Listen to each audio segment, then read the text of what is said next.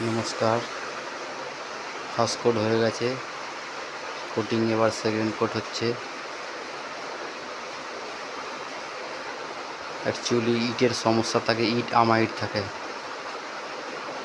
ইট বার করে কাজ করলে সেখান থেকে আর নোনা ধরবে না, সঠিক পদ্ধতিতে কাজ করতে হবে। ফার্স্ট কোটের পরে এবার সেকেন্ড কোট হচ্ছে এবং একদিন রেস্ট দেওয়া হবে, পরের দিন আবার প্লাস্টার করা হবে। প্লাস্টারেও কেমিক্যাল দেওয়া হবে যাতে বার্নিং ভালো হয়।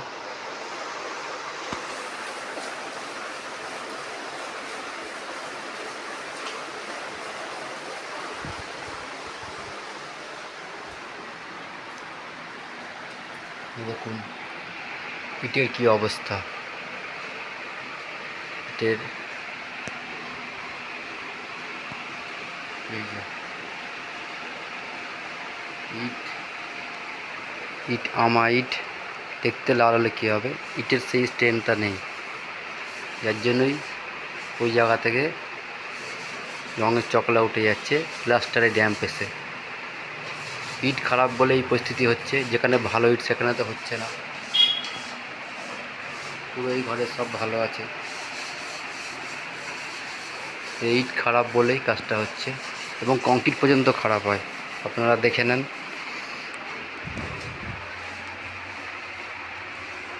এই কংক্রিট থেকেও নোনা ধরেছিল। কোনো প্রবলেম ছিল, হয়তো কংক্রিটের মালের ভাগ কিংবা কংক্রিটের মাটি ছিল, তাহলে কংক্রিট থেকে কখনো নোনা ধরে? কলম আছে, এই জায়গাটাও চকলা ছিল, পুরো জায়গাটা ট্রিটমেন্ট করা হবে, এখান থেকে আর প্রবলেম হবে না। আপনারা যদি এরকম সমস্যার সমাধান করেন, এই নম্বরে ফোন করতে পারেন, আপনার সমস্যা নির্মূল হয়ে যাবে। এবং আমরা ওয়াটারপ্রুফিং জবই করি, পারফেক্ট কাজ হয়, সঠিক কাজ হয়, সেখান থেকে নোনা পড়বে না। ছাদ থেকে জল পড়া সমাধান করা হয়, এক্সপেন্সিভ জয়েন্টের সমাধান করা হয়, লিফট থেকে জল ওঠা সমাধান করা হয়, সম্পূর্ণ ওয়াটারপ্রুফিংয়ের কাজ করা হয়। ভিডিওটি ভালো লাগলে লাইক এবং সাবস্ক্রাইব করে দেবেন এবং পরবর্তী ভিডিও আরও আপনারা দ্রুত পৌঁছে আপনাদের কাছে।